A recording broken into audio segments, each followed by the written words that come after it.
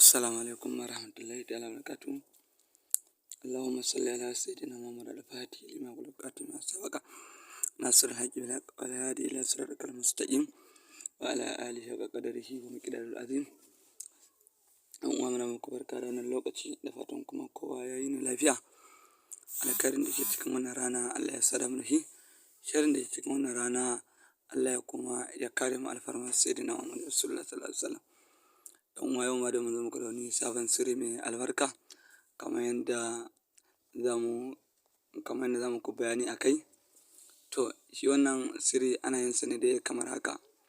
Wato wannan sirri gaskiya wato na kwarjini ne a cikin jama'a haka.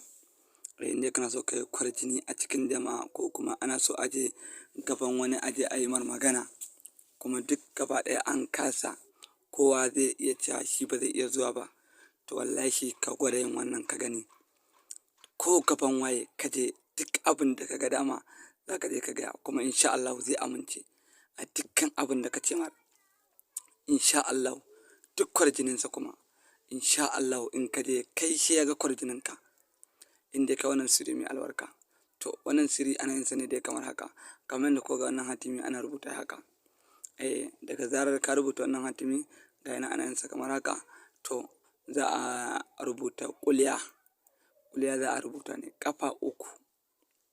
Aka rubuta ƙulya ƙafa uku sai a wanke rubutun. Amma da wannan hatimin za a haɗa. Shi ma ƙafa uku za a yi. In aka wanke wannan hatimin to sai daga zarar ka wanke wannan hatimin. Amma fa kwana uku ake shi. Ƙafa uku kwana uku. In ka tara ruwan rubutun da za ka wanke ne sai ka tara ka ajiye. In ka wanke ka tara ka ajiye. Yauwa sai kana wanke fuskar taka sai kai kwana uku. Sai kana wanke fuskar taka sai kai kwana uku to ko gaban waye ka je ka. Da yardar Ubangiji ko wani abu ake so za a karɓa ko wani magana ake so za a kashe za ka je gaban wani ka je ka ce mar kai kana so ne a yi abu kaza. Kawai abu kaza kake so a yi. To kowa ya sai ya amince da yardar Ubangiji in Allah ya so ya yarda. Ko gaban alƙali ne ko gaban ɗan sanda ne ko gaban waye ka je ka gayi magana ka kai tsaye ba abin da zai faru da yardar Ubangiji in Allah ya so ya yarda. Saboda zai ga kwarjininka saboda albarkar wannan wato wannan abin da ka yi in Allah ya so ya yarda.